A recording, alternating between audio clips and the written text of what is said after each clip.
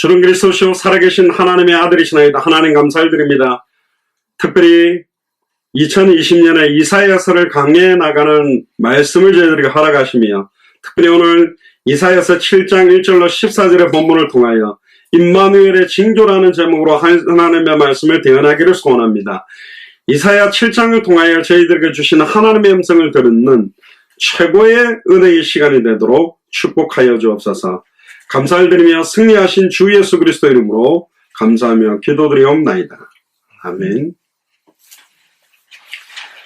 오늘 제목이 임마누엘의 징조라는 제목으로 하나님의 말씀을 전달하겠습니다. 우리 옆 사람에게 임마누엘하고 한번 인사해 보시길 바랍니다. 시작. 임마누엘. 임마누엘이라는 말은 하나님이 우리와 함께 계시다. 어떤 교회 이름 보면 임마니엘이라는 교회를 이름한 교회가 있습니다. 저게 잘못 쓴 게 아니고 임마누라는 말은 우리라는 뜻이고 임마니라는 말은 나와 함께 계시다는 뜻입니다. 나라는 뜻이 니라는 말이거든요. 엘은 하나님을 뜻하는데 하나님이 우리와 함께 계시다. 그래서 임마누엘의 징조, 이 제목을 가지고 하나님의 말씀을 같이 나누도록 하겠습니다. 1절부터 2절에 보면 우시아의 손자의 요담의 아들인 유다왕 아하스 때에 아람왕 르신과 르말리아의 아들 이스라엘 왕 베가가 올라와서 예루살렘을 쳤으나 능히 이기지 못하니라. 혹이 다윗의 집에 구하여 가로되 아람이 에브라임과 동맹하였다 하였으므로 왕의 마음과 그 백성의 마음이 삼림이 바람에 흔들림같이 흔들렸더라. 오늘 이사야 7장은 굉장히 중요한 내용을 강조하고 있습니다. 1절부터 9절까지는 연기나는 두 나무 토막에 대한 이야기를 하고 있는데요.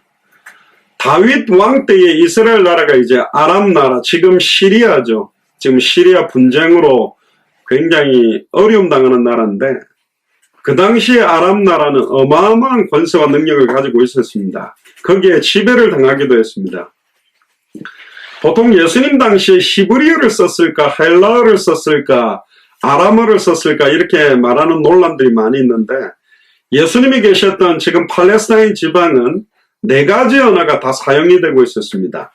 아람어, 이제 시리아어인데요. 나중에 나옵니다만 고대 셈족, 아브라함, 셈, 함, 야벳이 있었지 않습니까? 셈족의 언어가 바로 이 아람어입니다. 그리고 헬라어, 고대 그리스어를 말하죠. 헬라 문화, 그리스어.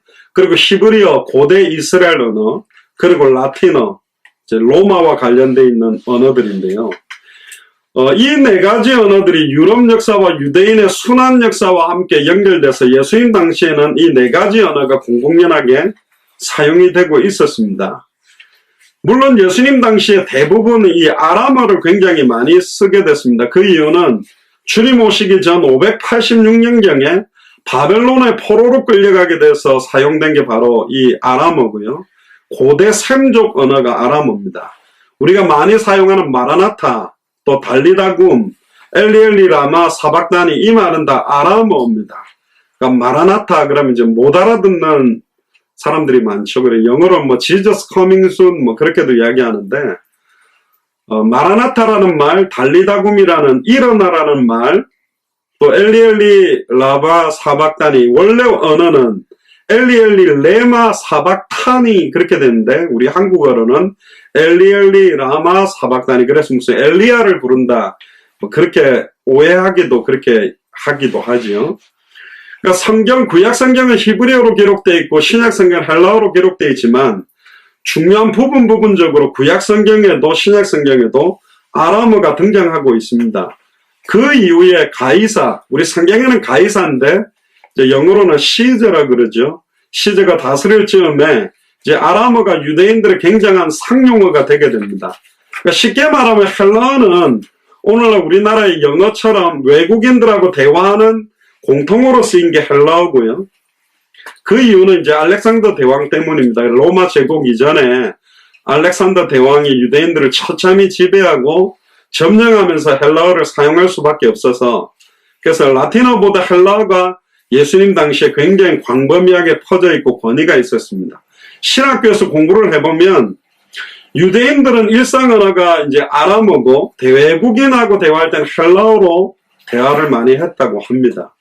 그리고 신약 성경은 헬라어 중에서도 굉장히 쉬운 헬라어를 코인의 헬라어라고 그러는데, 이 코인의 헬라어로 쓰인 것도 누구나 다 쉽게 이 성경을 읽고 이해할 수 있도록 만든 하나님의 계획, 즉 선교를 위해서 신약 성경도 헬라어로 기록하게 만든 것입니다. 지금으로 말하면 우리나라에 만약에 이런 일이 있었다면 한국어로 성경을 기록한 게 아니라 영어로 기록하게 했듯이, 그 당시에 신약 성경을 헬라어로 기록하게 하신 것도 당대 사회복음을 위한 하나님의 계획과 준비다. 훗날에 베드로, 바울, 요한들도 세계 선교하는 과정에서 외국인들하고 접촉하고 증거할 때 아람어가 아닌 선교적 언어인 헬라어로 증언한 것들이 많이 나오는 것입니다. 그래서 이방인들, 헬라어도 능통했던 사도 바울은 아람어뿐만 아니라 헬라어, 히브리어, 모든 언어들 대부분 아람어까지 다 사용할 수 있었다는 겁니다. 특히 이방인을 위해서 많이 기록됐다고 보는 마가복음이나 누가복음의 의도도 볼 때 예수님도 헬라어, 아람어, 히브리어 모두 다 사용하셨다고 볼 수 있습니다. 그래서 일상에서는 아람어, 신앙적인 중요한 단어들을 히브리어로, 로마 사람들이나 외국인들하고는 헬라어를 사용했다고 볼 수 있습니다. 오늘 이사야 7장에 보면 다윗의 집에는 하나님께서 그 집을 보호하고 보호하시겠다는 약속을 했다라는 말을 합니다. 그런데 남방 유다의 원수들의 거대한 세력 앞에서 유다왕 아하스는 벌벌벌 떨고 있는 상태입니다. 왜냐하면 하나님의 보호하심을 확신하고 믿는 게 아니고요, 연합군들, 자기를 공격하려고 있는 현실 상황의 여러 가지 어려움들만 보고 있기 때문에, 또 그는 이미 그 마음에 너무나 많은 죄를 지었기 때문에 결국은 믿음이 떨어져 버린 거예요. 그러니까 마음이 약해지는 겁니다. 왜 하나님을 신뢰하지 않느냐? 왜 불신앙하느냐? 반드시 사단 죄로 인한 결과들로 결국은 육신적이고 세상적인 데 치우치는 만큼 하나님을 믿는 믿음, 하나님을 의지하는 믿음은 약화되게 되어 있습니다. 3절에 4절에 보니까 때 여호와께서 이사야에게 이르시되 너와 네 아들 스알 야숲은 윗못 수도 끝 세탁자의 밭 큰 길에 나가서 아하스를 만나 그에게 이르기를 너는 삼가며 종용하라. 아람 왕 느신과 르말리아의 아들이 심히 노할지라도 연기나는 두 부직갱이 그루터기에 불과하니 두려워 말며 낙심치 말라. 유다 왕 아하스는 악했습니다. 굉장히 악했는데 하나님께서는 그럼에도 불구하고 이사야를 통해서 위로와 격려의 말씀을 주신 겁니다. 그는 유다 나라의 믿음을 가진 소수의 남은 경건한 자들, 언약 안에 있는 백성들을 위한 위로와 격려가 동일하게 들어가 있는 겁니다. 당장 아하스는 아니더라도 그 남유다 북이스라엘 민족에 남아있는 소수의 지난주에 그루터기들, 남은 자들, 언약의 계보를 이어가야 될 자들을 향한 위로와 격려는 항상 있는 것입니다. 애굽, 아수르, 바벨론, 로마의 수많은 이스라엘 백성이 끌려갔지만 그 애굽의 하나님 살아계심을 드러낸 것은 요셉이나 모세를 통해서, 아론을 통해서 드러내버렸어요. 많은 사람들은 포로로 속국 상태지만 하나님은 살아계심을 소수의 사람을 가지고 역사하셨고, 히스기야 18만 5천 아수르 군대를 한 왕의 기도로 그 능력을 증거하셨습니다.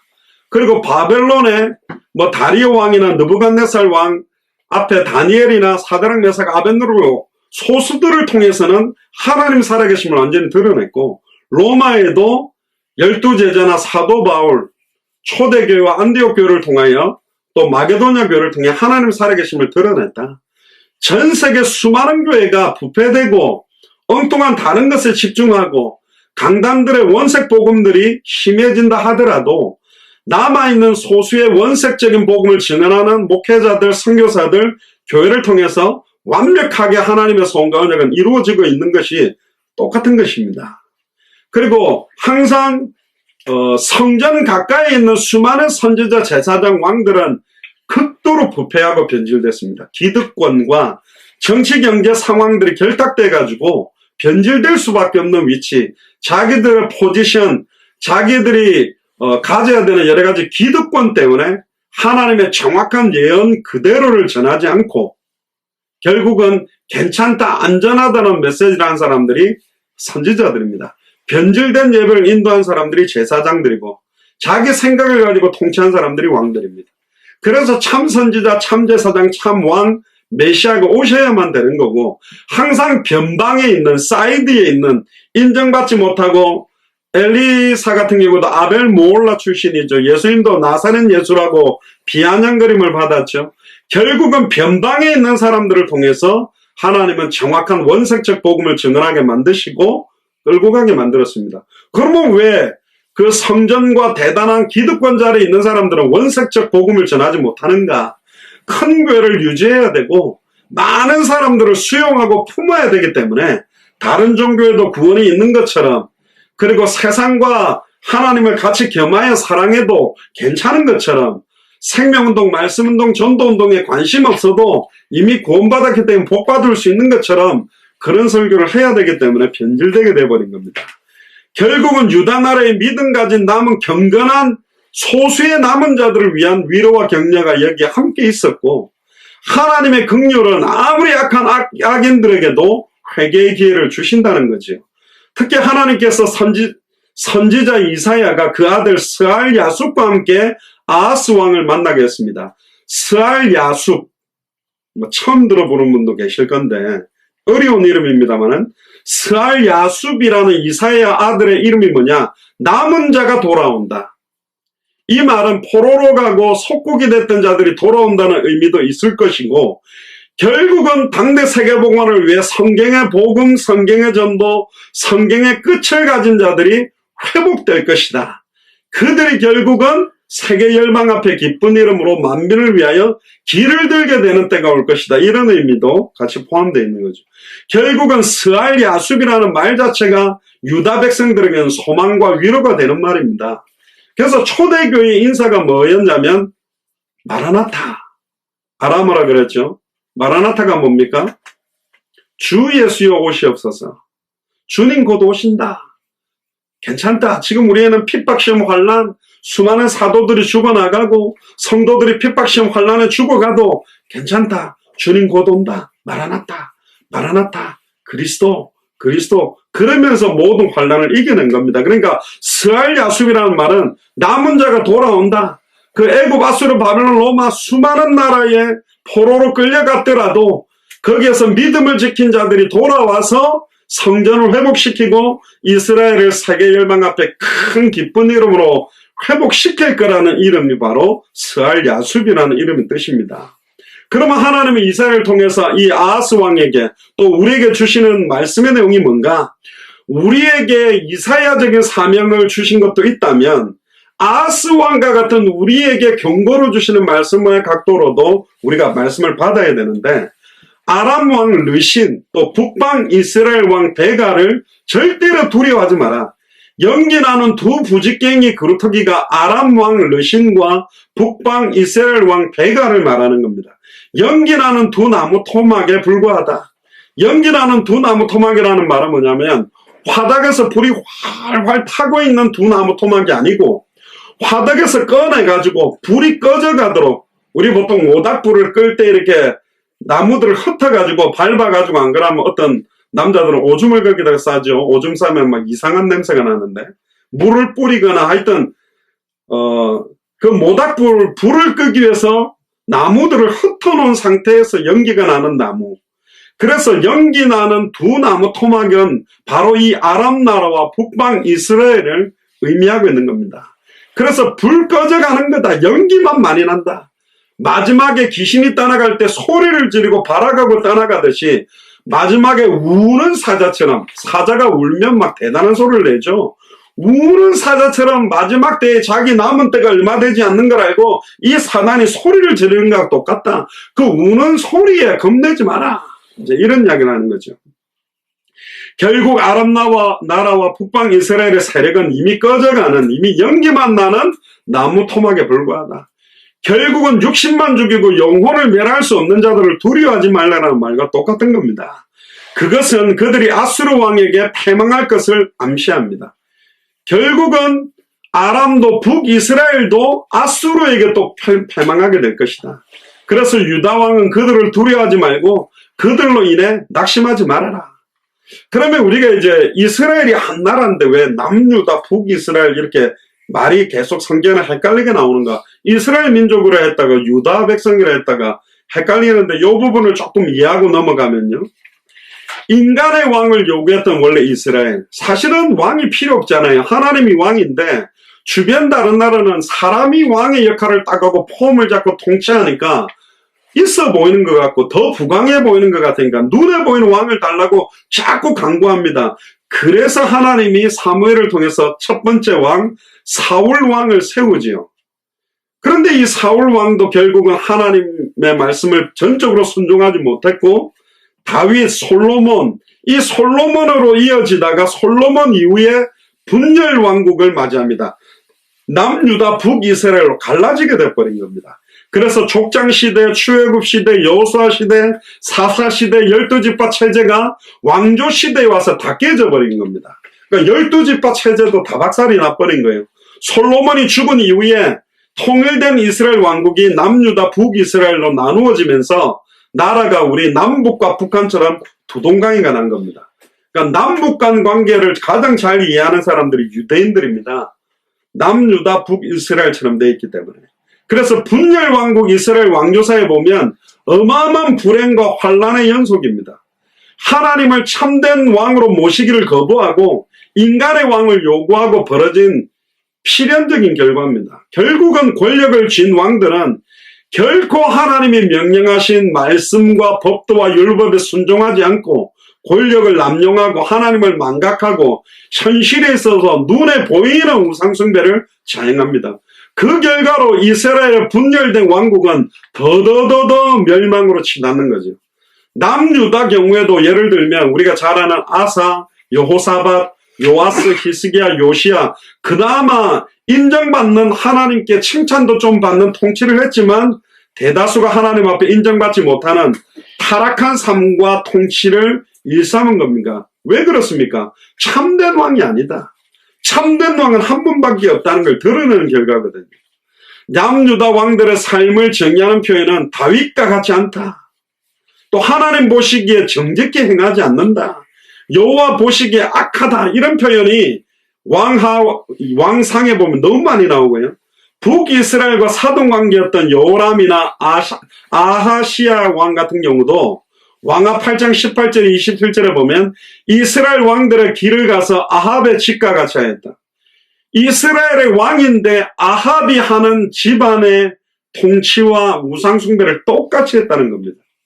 심지어 남유다 역사의 가장 선한 왕이라고 인정을 받았던 왕들도 여호와 보시기에 정직히 행하였으나 산당은 없애지 않았다. 우상숭배하는 산당은 그대로 놨던 거예요. 아사, 여호사밧, 요아스, 아마샤, 아샤라, 우시야, 요담 이런 거. 우리가 잘 아는 사사 중에서도 기드온 300용사의 기드온 같은 경우도 우리는 300용사로 승리한 포커스만 갖고 있지만 기드온이 철저하게 에봇을 만들어서 자기가 거의 왕 이상으로 자기 아들의 이름을 우리 아버지는 왕이다라는 이름을 딱 만들어 놓는 어떤 면에서는 안 보이게 드러나지 않게 우상숭배에 다 빠져버린 겁니다. 그러니까 수많은 선지자들, 수많은 제사장들, 수많은 왕들이 다 실수했다는 거예요. 하나님이 그걸 허락하신 건 단 하나입니다. 참된 왕이 따로 있다. 참된 제사장이 따로 있다. 참된 선지자가 따로 있다는 것을 보여주려고 하시는 겁니다. 5절에 7절에 보시기 바랍니다. 아람과 에브라임 왕과 르말리아의 아들이 악한 꾀로 너를 대적하여 이르기를 우리가 올라가 유다를 쳐서 그것을 고나게 하고 우리를 위하여 그것을 파하고 다베엘의 아들을 그 중에 세워 왕을 삼자하였으나 주 여호와의 말씀에 이 도모가 서지 못하며 이르지 못하리라. 아람 왕과 이스라엘 왕은 동맹을 맺어가지고 남유다를 쳐서 파하고 다베엘의 아들을 왕으로 세우자는 계획까지 세웠지만 그 계획은 이루지 못하리라고 이야기합니다. 저와 여러분들에게 일어나는 모든 일, 아무리 작은 일과 아주 큰 일 모두가 하나님의 절대 주권과 섭리 아래에서 완벽하게 일어납니다. 그러니까 우연하게 일어나는 건 없어요. 우리 남수림 목사님이 지금 아침에 응급실 가셨는데, 그 뭐, 갑자기 아침에 잘못돼서 간 게 아니라, 하나님의 주권적, 딱, 주권 아래에서 허락되어 있기 때문에 움직이고 있는 일들이라는 겁니다. 그걸 믿는 게 하나님의 자녀입니다. 그럼 모든 게 하나님의 손에 다 있다는 거거든요. 하나님의 허락이 있어야만 일어나고, 모든 일에는 하나님의 숨겨진 계획들이 다 있고, 그것은 합력하여 선을 이루는 대로 가고 있다는 겁니다. 망하는 것도 합력하여 선을 이루고, 흥하는 것도 합력하여 선을 이루고, 모든 일들이, 나라들이 세워지고 나라들이 멸망하고, 모든 것들은 하나님의 섭리대로 이루어져 왔고 지금도 이루고 있고 이루어질 것입니다. 할렐루야. 그렇기 때문에 두려워하고 염려할 필요는 없다. 온 세계의 역사를 완벽하게 주관하는 주권적 섭리자가 하나님이고, 그 하나님이 성령으로 지금 우리 안에 함께 계십니다. 8절 9절에 보시면 대저 아브라함의 머리는 다메섹이요 다메섹의 머리는 르신이며 에브라임의 머리는 사마리아요 사마리아의 머리는 르말리아의 아들이라도 65년 내에 에브라임이 피하여 다시는 나라를 이루지 못하리라. 만일 너희가 믿지 아니하면 정령이 굳게 서지 못하리라 하셨다 할지라. 북이스라엘의 수도가 사마리아에, 예수님 당시에 사마리아가 포커스였고 남유다가 예루살렘이었단 말이에요. 그러니까 왜 사마리아 사람들을 싫어했냐면, 미워했냐면, 벌써 항상 이 남유다를 다른 나라들과 동맹을 맺어서 공격을 했던 원수 같은 나라고, 죄송합니다. 북한이 그렇잖아요. 막 중국과 러시아 힘을 빌어서 우리를 막 적화 통일하려고 한 것처럼 되게 비슷해요. 비슷한 모습인데. 그리고 이제 거기에다가 각종 애굽, 아수르, 바벨론, 로마에 동시에 뭐 북이스라엘, 남유다가 고통을 받았지만 가장 많이 고통을 받은 나라가 사마리아 도시이기 때문에 지금으로 말하면 잡종인 거예요. 막 혈통이 섞였다고 보는 거예요. 근데 솔직히 말하면 남유다, 예루살렘도 정복당해가 많이 섞여버렸어요. 죄송합니다. 뭐 우리 단일 민족 자부심을 깨려는 건 아닌데 우리나라도 많이 섞였습니다.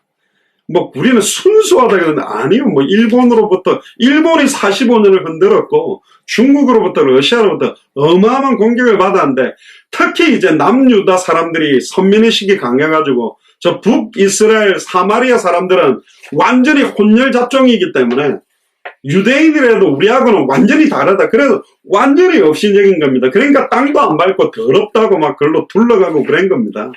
저 어릴 때만 해도 막 혼혈인들을 얼마나 막 무시했습니까?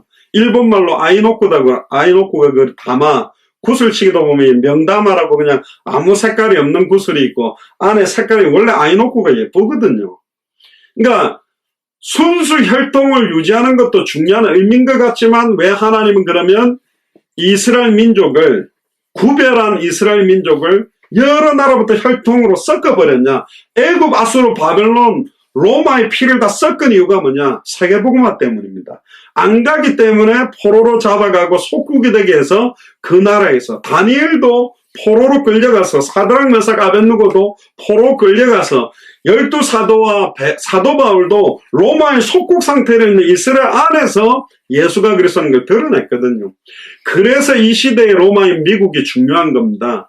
여기에서 전 세계 파급을 하는, 최근에 막 BTS다, 옛날에 막 강남스타일이다, 또 한류, 지금 한국 드라마다, 또 최근에 무슨 기생충이다, 이런 한국의 어떤 한류 문화를 일으키는 것 또한, 물론 트럼프 대통령은 오스카상을 4개나 줬냐고 시비를 걸었다고 하는데, 원래 그 왕들은 좀 다 이상해요. 변질돼 있건. 그러니까 이게 결국은 세계복음화의 영향력을 주기 위한 겁니다. 의미가 있는 게, 아카데미 오스카상은 어떤 면에서는 백인들의 어떤 축제의 장이었어요. 얼마 전부터 흑인들이 파고들었는데, 상을 받아도 다 보면 더빙을 해가지고 영어로 더빙을 한 영화들이 올라오곤 했습니다. 우리도 그 더빙하면 좀 이상하거든요. 이 뉘앙스도 잘 안 맞잖아요. 근데 이 기생충이라는 영화는 한국 언어로 됐는데 밑에 영어 자막을 넣어서 본 겁니다. 그러니까 이게 예산일이 아닌 그냥 한국어 영화를 그 상을 준 거예요. 최초고 있을 수도 없는. 왜 그럴까? 결국은 복음 전하는 것 때문이죠. 저는 한번 생각해보세요. 왜 그 기생충이라는 영화가 그렇게 상을 갑자기 말도 안 되는 상을 4개나 탔을까? 아카데미 상을 시상하는 사람들, 감독들, 배우들 8천 몇백 명이 작품상은 다 투표를 하는데 이 사람들이 돈 많은 상류층이잖아요. 그러니까 자기한테 붙어서 자기를 피 빨아먹는 기생충이 많은 걸 알고 있었는데 이 영화가 그걸 확 드러내니까 이야 맞다. 그래가지고 아마 표를 많이 준 거 아닐까. 즉 미국 안에 기생충이 많아서 기생충 영화가 상을 많이 받은 게 아닐까. 뭐 묻지 못하는 그일 수도 있는데 그건 뭐 저 생각입니다만 어쨌든 다시 돌아오면 결국은 순수한 이스라엘 민족 구별된 하나님의 백성들이 세속화되고 변질되도록 허락해 놓은 이유는 세상을 타협해라는 게 아니라 세상을 변화시키지 못하니까 세상의 영향을 받아 동화되고 변질되게 돼버린 상태를 말하는 겁니다. 65년 내에 에브라임이 패하여 나라를 이루지 못하리는 말씀 뜻이 뭐냐? 북쪽 이스라엘 나라가 완전히 멸망당하고 그 백성들이 포로로 잡혀가게 된다는 이야기입니다. 그러니까 어떻게 망할 수 없는 하나님의 백성들이 망합니까? 결국은 이스라엘의 이름 자체가 야곱이 받은 이름입니다. 네 이름이 뭐냐? 야곱이다. 다시는 야곱이라 하지 말고 이스라엘이라 하라. 이스라엘의 이름 뜻이 뭡니까? 하나님과 겨루어 이겼다라는 뜻입니다. 네 허리에서부터 열방이 나오고 열방이 네게서부터 나오고 네게 절할 거라 그랬는데 거꾸로잖아요. 무슨 절을 해요. 끌려다니고 뭐 완전히 속국에다가 짓밟히고 있다니까. 나라가 깨져가 없어져 버리게 만들었다니까요. 왜 그렇죠? 뒤에 답이 나옵니다. 하나님의 말씀의 핵심, 하나님의 언약의 핵심에 관심이 없는 거예요. 하나님의 말씀, 하나님의 율법의 완성, 예수가 그래서 그 복음 자체의 소중성과 핵심적인 메시아 언약을 이해하지 못하기 때문에 그래서 이사야 6장, 이사야 7장 14절에 임마누엘의 언약을 주는 겁니다. 하나님이 이제 우리와 함께하게 됩니다. 하나님이 성전에만 있는 게 아니라 나를 성전 삼아 나와 함께 하시게 된다라는 언약을 주시는 거라니까요. 그러니까 하나님의 백성이 포로로 잡혀가는 거, 하나님의 백성이 멸망하게 되는 거, 하나님이 모두 다 허락한 거라는 거예요. 내가 지금 완전 쫄딱 망한 거 하나님이 허락한 거라니까. 이스라엘의 왕 베가 때에 아수르 왕 디글랏 빌레셀 3세 이때는 아수르 왕 디글랏 빌레셋 3세에게 이스라엘 백성들이 포로로 끌려가 버리게 됩니다. 이스라엘의 마지막 왕 이름이 호세아. 이게는 호세아 선지자가 아닙니다. 이름만 똑같습니다. 호세아 때에 이스라엘은 아수르 왕 살만에셀 5세에게 망해서 포로로 잡혀갔습니다. 북방 이스라엘은 회복할 가능성이 완전히 없는 거예요. 모든 기대와 소망이 사라진 겁니다. 그러나 유다 왕 아하스는 그래도 악하지만 선지자 이사야를 통해 하나님의 말씀을 받은 겁니다. 그러면 이 말씀을 전적으로 붙들고 의지하기만 하면 되는데 아수르 왕을 의지하고 다메섹 신을 의지합니다. 역대하 28장 16절 23절에 보면 이런 말이 나옵니다. 그때 아하스 왕이 아수르 왕에게 보내어 도와주기를 구했어요. 하나님 도와주세요. 그렇게 간구한 게 아니라 인간적인 사람을 의지하는 거예요. 눈에 보이지 않는 하나님보다 눈에 보이는 사람을 의지하는 게 얼마나 든든합니까? 삼성그룹 이재용 회장이 나를 도와주겠다. 그럼 얼마나 든든하겠어요? 그 삼성그룹 부회장이 도와준다면. 근데 예수님이 나를 도와준다. 아멘. 아멘 하지만 그건 아멘이지. 확신과 막 현실적인 감동과 막 힘은 안 온다니까. 그러니까 결국은 이 아하스 왕이 아수르 왕한테 도와달라는 거예요. 하나님은 하나님이고 교회에서는 할렐루야고 현실에서는 현실대로 가야 돼. 이런 합리주의적인 걸 택했는지는 모르겠는데 역대하 28장 23절에 보면 아하스 왕은 자기를 친 다메섹 신들에게 제사해요. 하나님 앞에 예배한 게 아니라 다메섹 신들에게 제사를 하고 아람 열왕의 신들이 죄를 도왔으니 나도 그 신에게 제사하여 나를 돕게 하리라. 여러분들 이게 말이 됩니까? 이방 신들에게 제사해서 나의 어려움을 도와달라고. 그럼 지금 이 시대에 아하스 왕과 같은 우리에게도 주시는 말입니다. 그럼 우리는 감히 이방 신들에게 제사를 한 적이 있습니까? 이건 진짜 그리스도 말고 내가 의지하는 것, 돈이나 사람이나 배경이나 어떤 조건이나 발판을 의지하고 그걸 신뢰하고 있는 모습도 똑같이 이야기하는 겁니다. 그 신이 아하스와 온 이스라엘을 망케 하였더라. 우리가 믿고 있는 그것 때문에 우리가 망한 거예요. 우리가 의지했던 그것 때문에 내가 망한 거예요. 내가 믿었던 남편 때문에 상처도 받고 내가 의지했던 아들, 딸 때문에 더 상처받아 버리는 것처럼 내가 믿던 돈 때문에 결국은 모든 걸 다 무너뜨려 버리는 것처럼, 그러므로 하나님께서는 끝으로 말씀하시면서 만일 너희가 믿지 아니하면 정령이 굳게 서지 못하리라. 나와 내가 이스라엘을 통해 전해준 말씀을 믿지 않는다면 정령이 굳게 서지 못한다. 할렐루야. 이게 핵심입니다. 이게 북이스라엘 남유다가 망할 수밖에 없는 이유가 뭐냐? 하나님을 믿지 아니하고 말씀을 의지하지 않기 때문에. 만일 너희가 믿지 아니하면 정령이 굳게 서지 못하리라. 그 말씀대로 굳게 서지 못하게 된 겁니다. 북이스라엘 남유다가 당황해버린 겁니다. 하나님께서는 아하스 왕과 유다 백성에게 하나님을 알고 믿고 의지하는 굳건한 믿음이 필요함을 역설한 겁니다. 사람은 범죄하면요 약해지게 돼 있어요. 악해지게 돼 있고 믿음이 약해지면서요 육신적인 혈기가 드러나면서 막 악하게 되는 겁니다. 여러분들 막 혈기를 부려본 적 있습니까? 막 도가 지나치게 욕을 해본 적 있습니까? 막 도가 지나치게 탁 해보세요. 막 씩씩거리고 막 혈기가 끌어올랐을 때 얼마나 내가 추악하고 악독하게 내가 드러나 있는지. 유다왕 아하스는 우상을 섬긴 악한 왕이고 결국은 아하스와 유다 나라는 너무너무 약해지면서 결국은 북쪽 이스라엘과 아람 연합군의 침공 앞에 덜덜덜 떨고 사람을 의지하고 조건을 의지하러 다니는 수준으로 전락되게 된 겁니다. 목회자나 선교사나 중직자나 성도가 범죄에서 약해지면 하나님의 보호하심과 도우심을 확신 못하고 완전히 사람을 의지하려고 수단 방법을 쓰러 돌아다니는 모습하고 똑같은 겁니다. 우리가 사람을 의지하는 사람입니까? 잠언 28장 1절에 보면 악인은 쫓아오는 자가 없어도 도망하나 의인은 사자같이 담대하니라. 악인은 쫓아오는 자가 없어도 막 도망간답니다.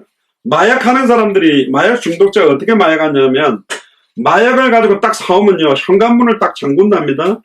그러면 자기 방에 들어간답니다. 방문을 또 잠근답니다. 방 안에 있는 또 화장실 안에 들어가서 그 화장실 물도 또 잠굽니다. 그리고는 주사기를 꺼내가지고 화장실 안에서도 세면대 밑에 머리를 쳐박고 거기다 팔에다가 꽂아가지고 마약을 한대요. 그러니까 악인은 쫓아오는 자가 없어도 도망하는 상태가 되어버리는 거예요. 근데 진짜 예수를 그리스도로 믿는 사람은 어떠한 핍박 시험 환난 앞에서도 홍해 앞에서도 요단 앞에서도 골리앗 앞에서도 사실은 담대해질 수 있는 겁니다. 그게 우리 믿음이에요.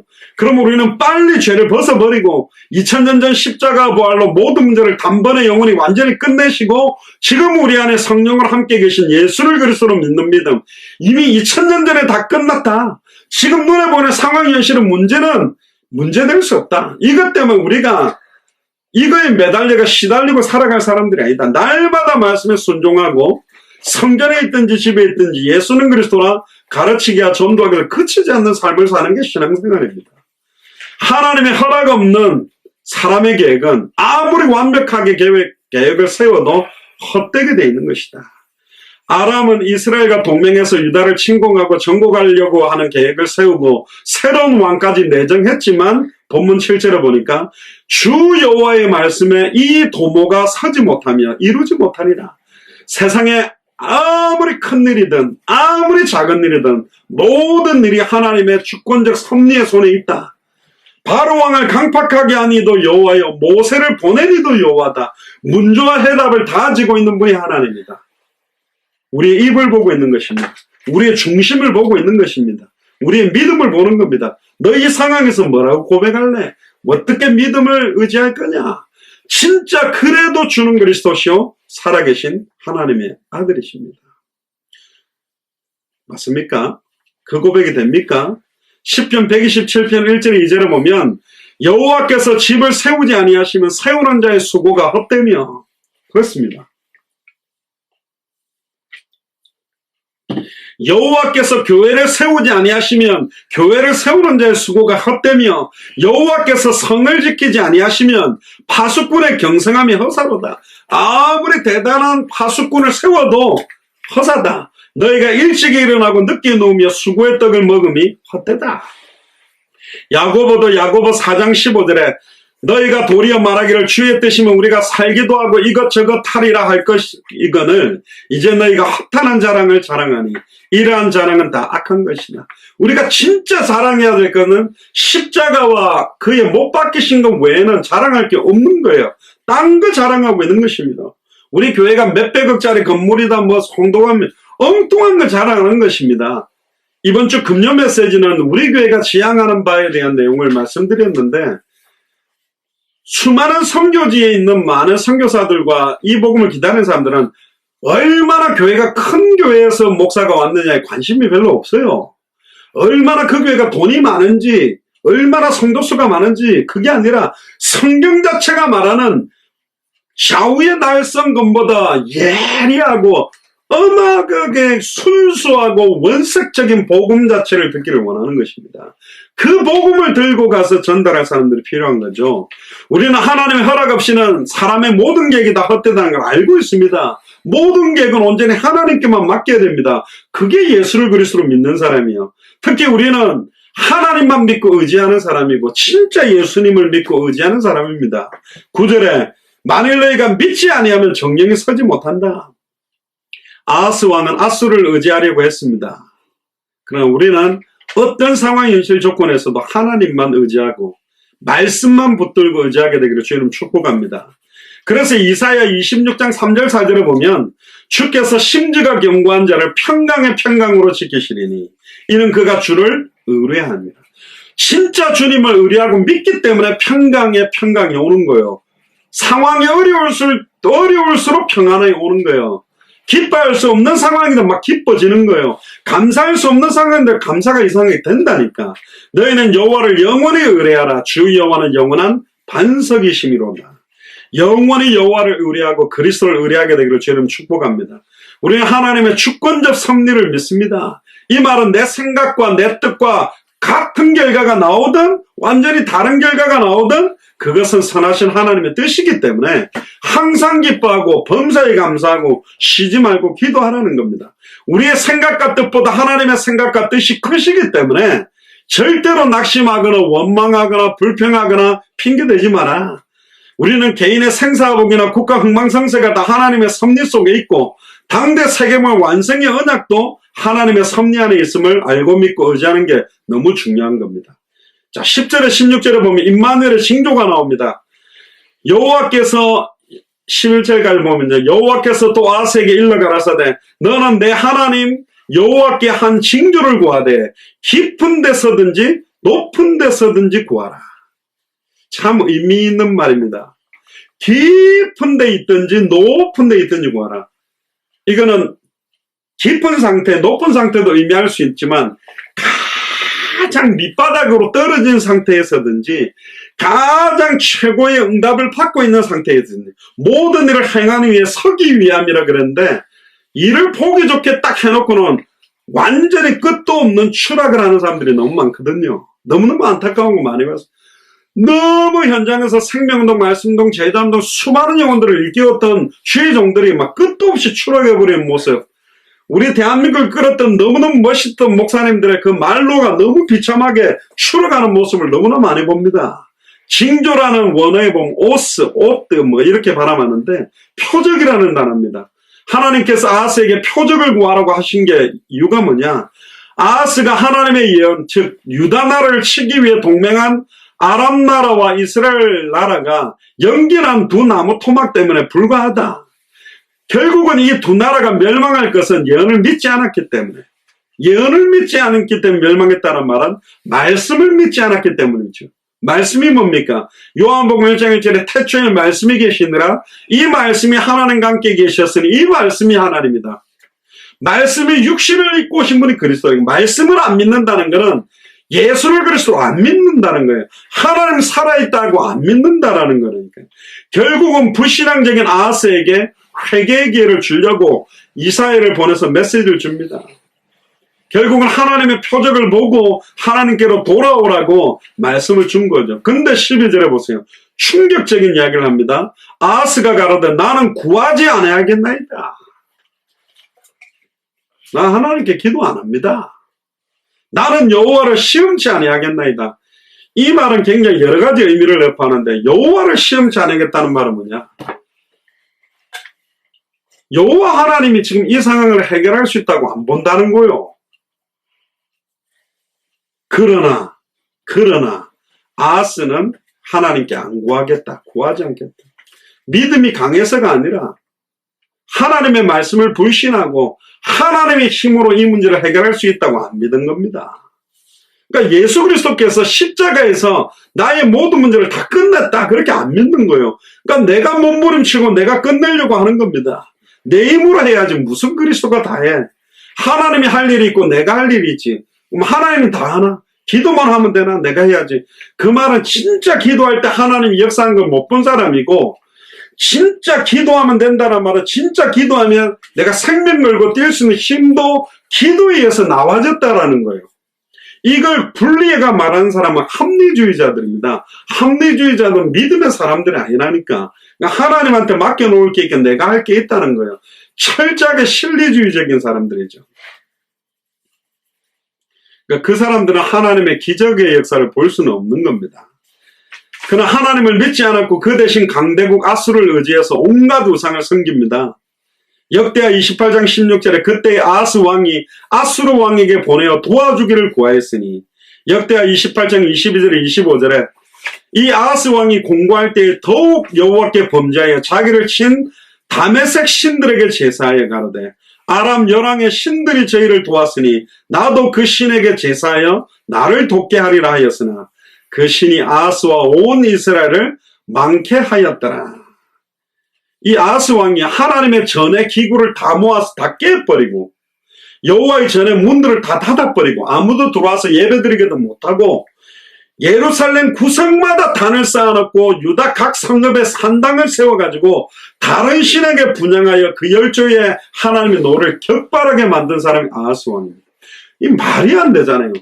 왜 아하스 왕은 이랬을까? 간단합니다. 하나님의 능력이 계속 나타나지 않는 거예요.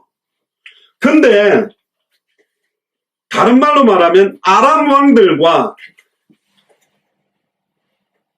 이방신을 섬기고 있는 나라는 어마어마한 역사가 나타나는 것 같은 거예요. 일시적으로 하나님이 침묵하고 남유다의 고통들을 그대로 두니까 하나님은 능력이 없는 신이다. 예수님은 내 이 문제를 해결할 수가 없어. 근데 뭐 불교 믿는다고 다른 종교 믿는 사람들이 복권 사는데 막 대고 땅값이 오르고 그러니까 거기에 막 영향을 받아버리는 거예요.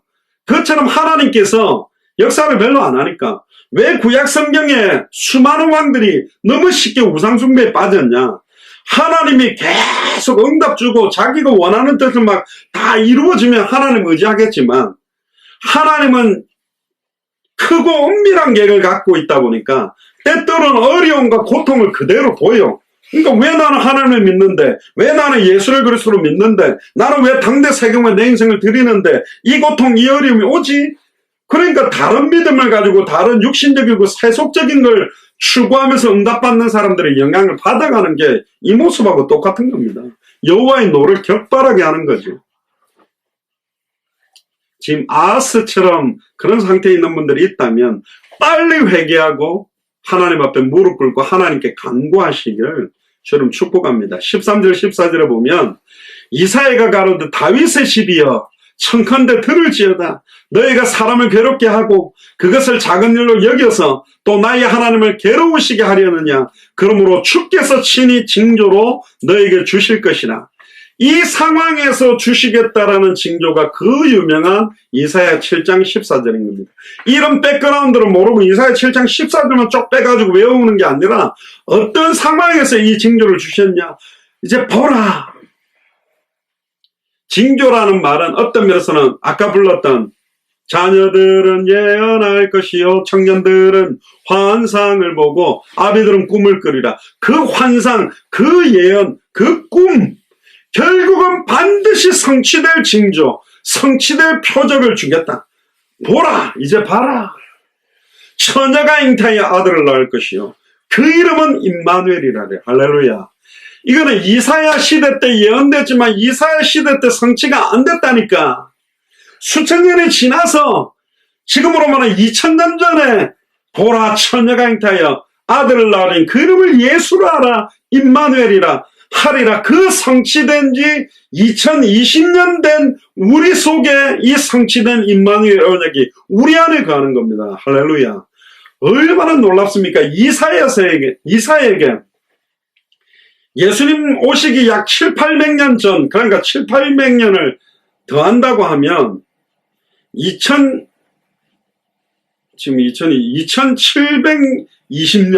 2820년 전에 예언된 성취가 지금 나한테 이루어진 상황이라니까요. 그러니까 우리가 아브라함보다 더 축복받았던 건, 아브라함은 처녀가 잉태에 아들을 낳고 십자가에 죽었다가 부활한 역사를 못 봤다니까. 하늘에 가 있었지. 우리는 성취된 걸 성경을 보고 받고 그 성취가 내게 이루어진 사람들이니까 더 축복받은 거예요. 예수님이 심지어 올라가시면서 너희가 나보다 큰 것을 하리라. 어마어마한 역사까지 할 수 있는 축복을 우리에게 주신 겁니다. 이사야는 아하스가 하나님을 두려워하지 않고 의지하지 않고 우상숭배하고 있는 것들을 보면서 책망하듯이 지적하는 겁니다. 감히 명령 한마디면 칼 가지고 목을 쳐버릴 수 있는 왕에게 내가 너를, 예레미야에게도 그랬죠. 누구에게 보내는지 너는 가며 무엇을 명령하든지 그럴 수 말할 수 있겠냐. 아니 왕 앞에 가고 고개 딱 쳐들고 딱 직설할 수 있겠냐. 죽을 수 있는데. 불신자들에게 말하는 거가 그렇게 어렵습니다.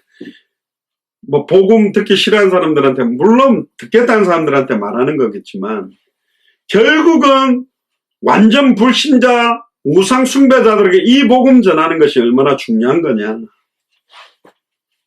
아하스 왕의 추악하고 더러운 불신앙에도 불구하고, 이스라엘의 추악하고 더러운 불신앙에도 불구하고 하나님은 자기 자신의 거룩하심, 공의로움, 측량할 수 없는 그 크신 은혜가 임하게 될 소수의 언약의 백성들이 있기 때문에 그 언약의 계보를 이어가는 사람들을 통해 모든 66권의 말씀을 성취시키기 위해서 이 언약을 선포한 겁니다.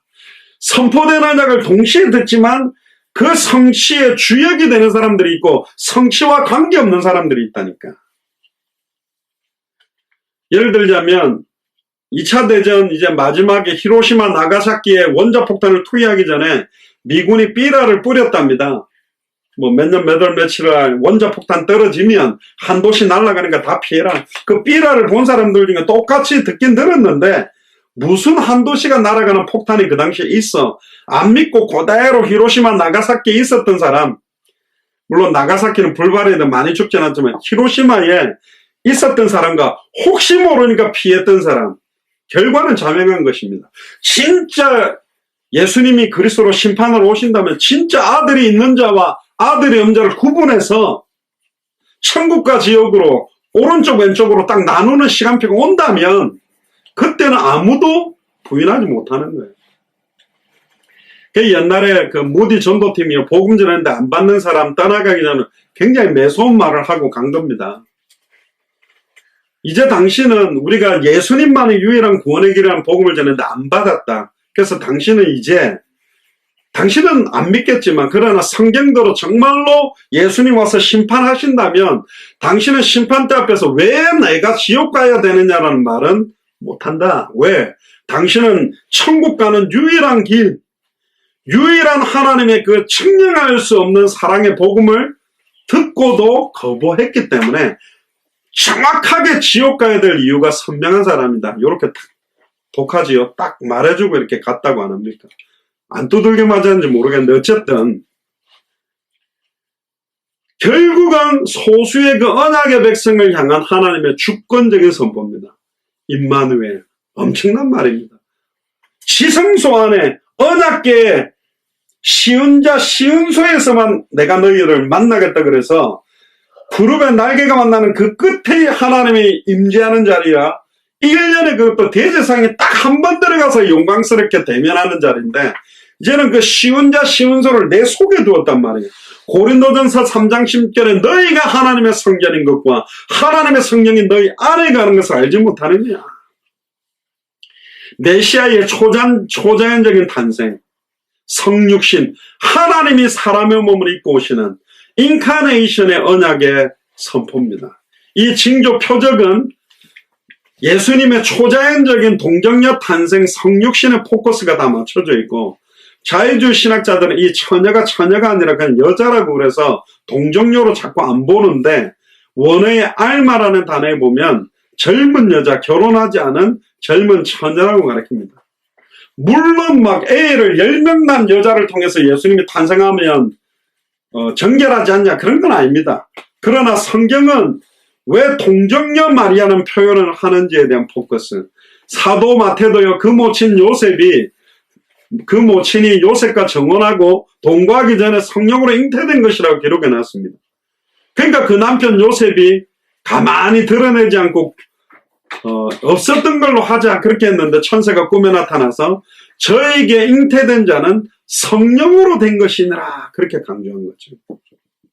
그래서 마태복음 1장 19절 25절에 요셉이 예수님을 낳기 전, 마리아가 예수님을 낳기 전까지 동침치 않았다고 증거하는 겁니다.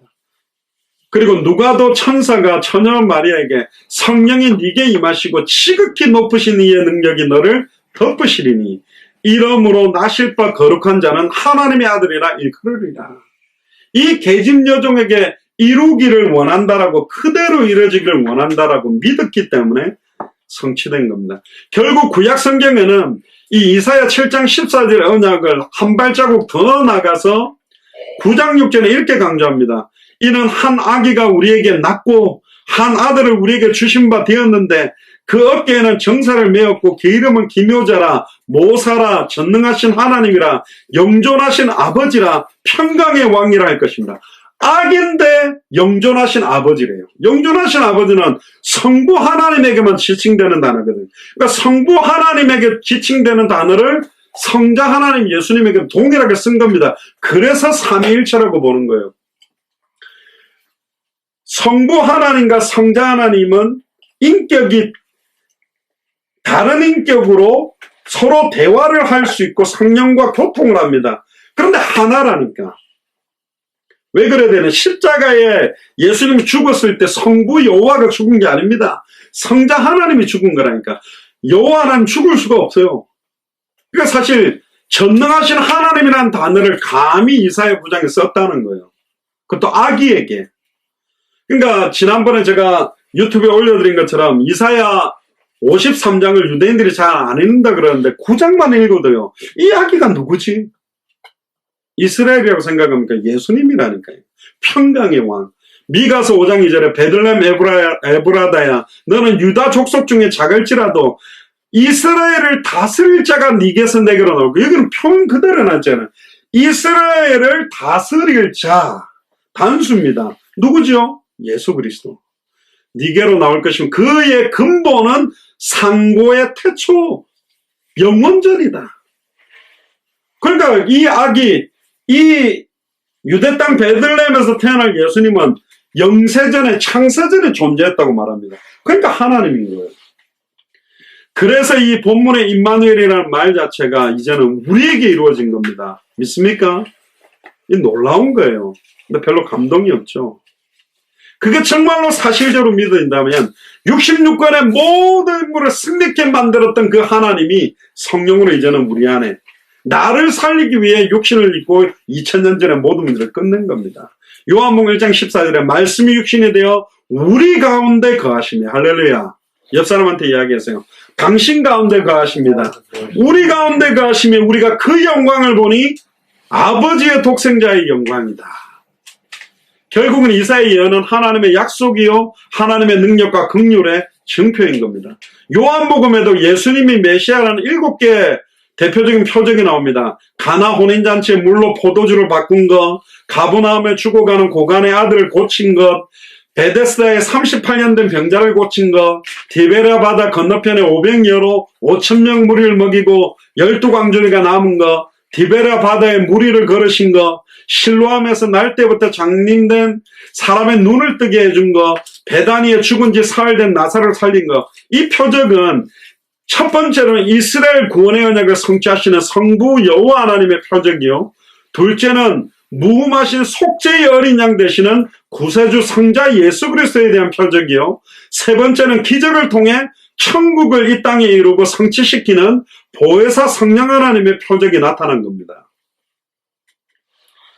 마지막 15절 16절까지 쭉 보면요, 그가 악을 버리며 선을 택할 줄 알 때에 미쳐 버터와 꿀을 먹을 것이라. 대저 이 아이가 악을 버리며 선을 택할 줄 알기 전에 너의 미워하는 두 왕의 땅이 패하리라.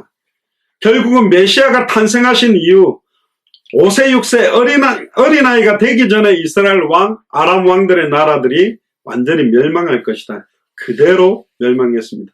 예수님이 오시기 전에 이스라엘은 완전히 속국이 돼서 없어져 버리고 로마에 속하게 된 거죠. 안타까운 일인 겁니다. 결국은 그 나라가 이제 예수께서 메시아 그리스도 오심으로 완성되고 하나님의 나라로 이어갈 언약을 이루기 위해 예수님이 십자가 죽음과 부활로 원색적 복음을 우리에게 주신 겁니다.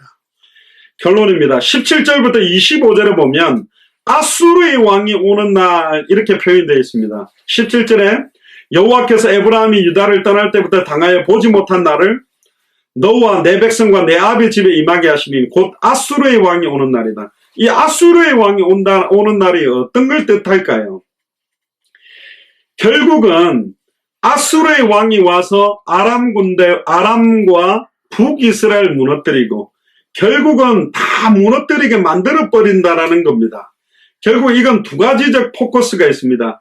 1차적으로 이 아수르 왕은 세상 공중권세를 잡은 이 사탄에 의해서 무너지게 될, 공격받게 될 여러 가지 이런 표현으로서의 아수르 왕의 의미도 있을 거고, 또 하나는 마지막 때 우리에게 임하게 될 심판적 의미도 사실은 이중적으로 조금 다른 각도로도 표현되어 있는데 18절 19절에 보면 그 날에 심판의 날이죠. 여호와께서 애굽 하수에서 먼 지경의 파리와 아수르 땅에 벌을 부르시리니 다 와서 거친 골짜기와 바위 틈과 가시나무 울타리와 모든 초장에 앉으리라. 그 날이란 말이 굉장히 많이 나옵니다. 아까도 불렀는데 마지막 날이라는 말이죠. 하나님이 심판하는 날, 진노하는 날, 재앙의 날. 결국은 하나님께서는 마태복음 24장 14절에 이 성경의 복음이 모든 민족에게 증언되기 위하여 온 세상에 전파되고 나면 끝이 온다. 결국 그날에는 20절에 하수저편에서 온 삭도 곧 아수르 왕으로 네 백성의 머리털과 발털을 미실 것이요 수염도 깎으시리라.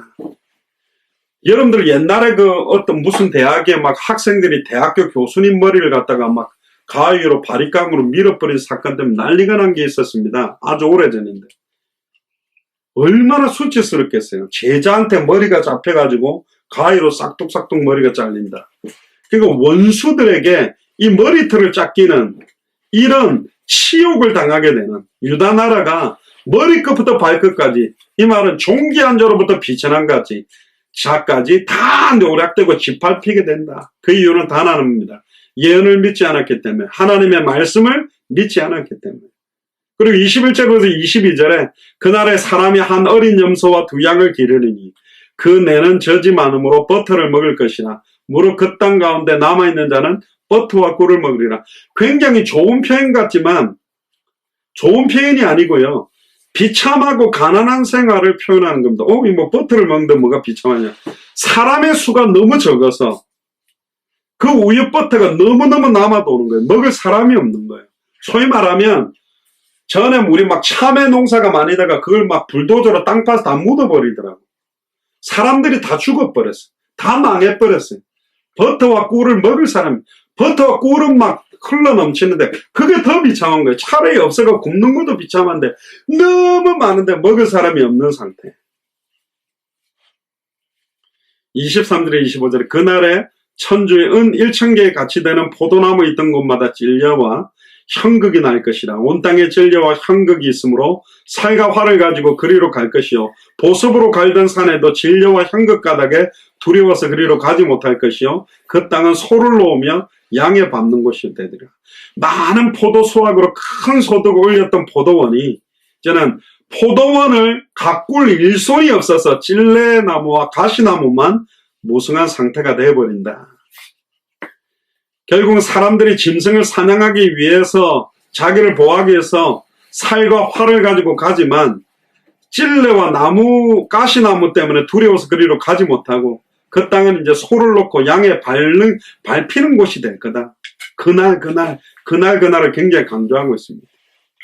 결론입니다. 로마서 5장 15절 19절을 보면 그러나 이 은사는 그 범죄와 같지 아니하니 곧 한 사람의 범죄로 인하여 많은 사람이 죽었으니 더욱이 하나님의 은혜와 또는 한 사람 예수 그리스도의 은혜로 말미암아 선물이 많은 사람이 넘쳤으리라. 또 이 선물은 범죄한 한 사람으로 말미암은 것 같지 아니하니 심판은 한 사람을 인하여 정죄에 이르렀으나 은사는 많은 범죄를 인하여 의롭다 하심에 이름이니라. 한 사람의 범죄를 인하여 사망이 그 한 사람으로 말미암아 왕노릇하였으니 더욱이 은혜와 의의 선물을 넘치게 받는 자들이 한 분 예수 그리스도로 말미암아 생명 안에서 왕노릇하리로다. 그러즉 한 범죄로 많은 사람이 정죄에 이른 것 같이 의의 한 행동으로 말미암아 많은 사람이 의롭다 하심을 받아 생명에 이르렀느니라. 한 사람의 순종치 아니함으로 많은 사람이 대인된 것 같이 한 사람의 순종하심으로 많은 사람이 의인되리라. 아하스 왕 한 사람이 하나님께 간구하지 아니하고 사람을 의지하고 다른 신을 의지해서 다 망해버렸거든요. 한 사람의 불순종이 사망으로, 한 사람의 순종의 결과가 생명으로 왔잖아요. 첫사람 아담으로 말미암아 사망이 왔지만 마지막 아담 예수 그리스도로 말미암아 영원한 생명이 온 것처럼 진짜 예수를 그리스도로 믿는 그 한 사람만 있다면 그 가족과 그 민족이 살아날 거다. 주 예수를 믿으라. 그리하면 너와 내 집이 구원을 얻으리라고 약속했습니다. 아멘입니까? 그래서 한 사람이 중요한 겁니다. 예레미야 5장 1절에 예루살렘 거리 여기를 빨리 다니며 한 사람만 찾아라. 하나님의 공의를 행하며 진리를 구하는 한 사람만 나와도 내가 그 성읍을 용서하겠다. 사하겠다. 빌립보의 루디아, 데살로니가의 야손, 고린도의 브리스길라, 아굴라, 이디오피아의 네시처럼 진짜 한 사람 한 사람이 그 한 나라에 세워지면 그 나라가 살 수 있는 거다. 모든 게 하나님 손에 있습니다. 여러분들 지금서 깃발 들고 있다는 것 자체도 너무 중요합니다. 그 우리의 능력이 아니고 우리 안에 거하시는 임마누엘의 징조, 예수가 그리스도로 우리 안에 거하는 이 생명 때문입니다. 임마누엘의 징조는 우리를 통해 이제는 예수가 그리스도라는 복음이 전달됨으로 생명운동으로 확산되어져 가야 되고 예수를 그리스도로 깨닫고 누리도록 만드는 말씀운동으로 확산되어 가야 되고 예수를 그리스도로 다시 생명운동, 말씀운동 할 수 있는 제자운동으로 이어져 가야 되고 나타나져야 됩니다. 임마누엘의 징조가 나타나야 된다. 내 삶 속에 내가 가는 모든 장소, 모든 만남마다 임마누엘의 징조가 나타나는 이번 한 주간이 되시고 일평생이 되기를 주의 이름으로 축복합니다. 기도하겠습니다. 주는 그리스도시요 살아계신 하나님의 아들이시나이다. 하나님 감사드립니다.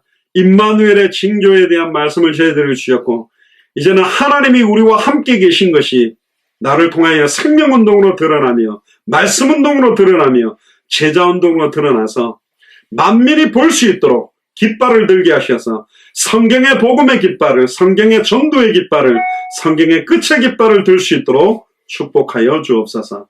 감사를 드리며 승리하신 주 예수 그리스도 이름으로 기도드리옵나이다. 아멘.